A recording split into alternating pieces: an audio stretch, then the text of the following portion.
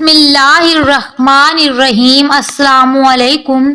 ایک گاؤں میں دو بچے رہتے تھے۔ ایک کی عمر 10 سال اور دوسرے کی 6 سال تھی۔ دونوں لنگوٹیا یار تھے۔ ایک دن کھیلتے کھیلتے گاؤں سے تھوڑا باہر آ گئے۔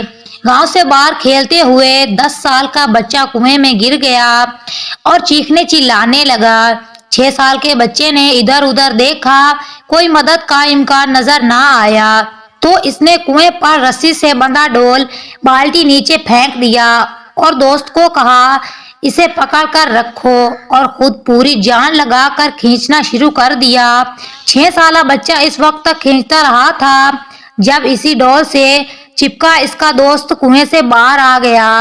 دونوں دوست ایک دوسرے سے مل کر رو رہے تھے، خوش ہو رہے تھے اور ڈر رہے تھے کہ گاؤں میں جا کر اگر بتائیں گے کہ ہم گاؤں سے باہر گئے تھے اور بڑا دوست کنویں میں گر گیا تھا تو بہت ڈانٹ ہوگی، مار پڑے گی۔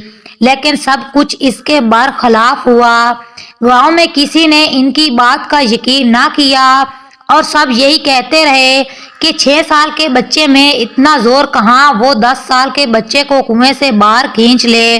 پورے گاؤں میں ایک ہی دنا شخص رحیم چاچا تھا جس نے بچے کی بات کا یقین کیا۔